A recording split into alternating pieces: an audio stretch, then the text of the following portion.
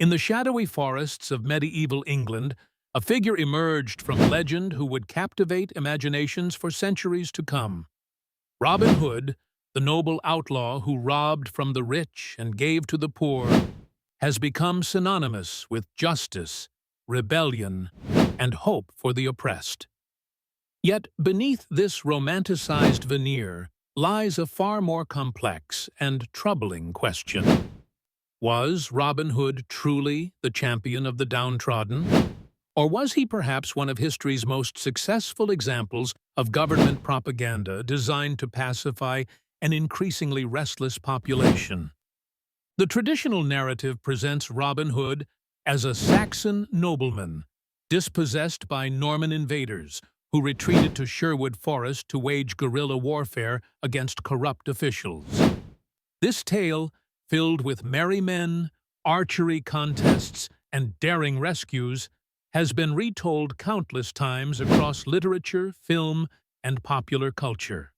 However, when we examine the historical evidence and the timing of these stories' emergence, a different picture begins to form. The earliest references to Robin Hood appear not in the immediate aftermath of the Norman conquest, but rather during the late 13th and early 14th centuries, a period of significant social upheaval in England. The Black Death had decimated the population, the feudal system was beginning to crumble, and peasant revolts were becoming increasingly common. It was during this tumultuous era that ballads of Robin Hood began circulating among the common people, initially portraying him not as a displaced nobleman, but as a yeoman, a member of the emerging middle class. This timing is crucial to understanding the potential propaganda value of the Robin Hood legend. The stories served multiple purposes that aligned remarkably well with the interests of the ruling class. First, they channeled popular discontent away from systemic change and toward individual villains. Rather than questioning the fundamental structure of feudalism or the divine right of kings, the tales focused anger on corrupt sheriffs and greedy abbots, while maintaining reverence for the rightful king, typically Richard the Lionheart. The Robin Hood narrative cleverly transformed potential revolutionaries into loyal subjects awaiting their sovereign's return.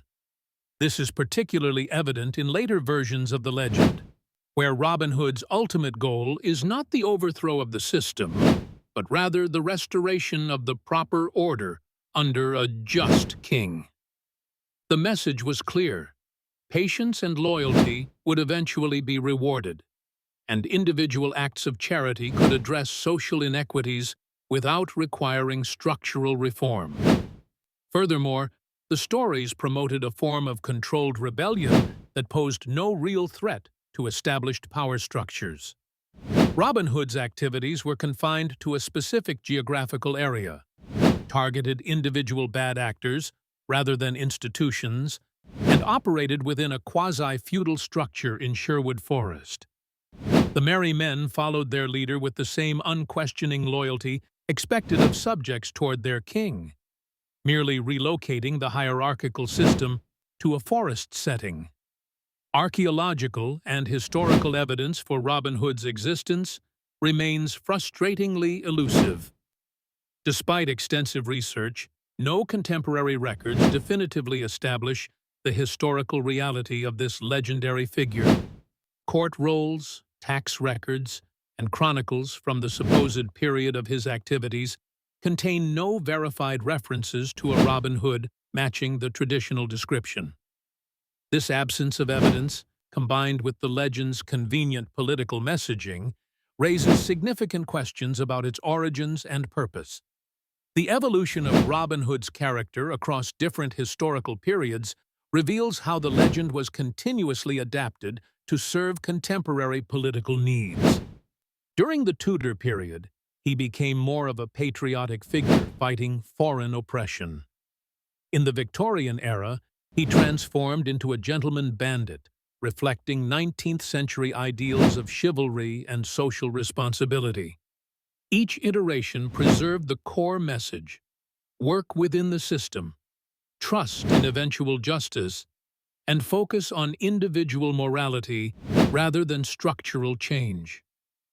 Modern scholarship has identified several mechanisms through which the Robin Hood legend may have functioned as effective propaganda.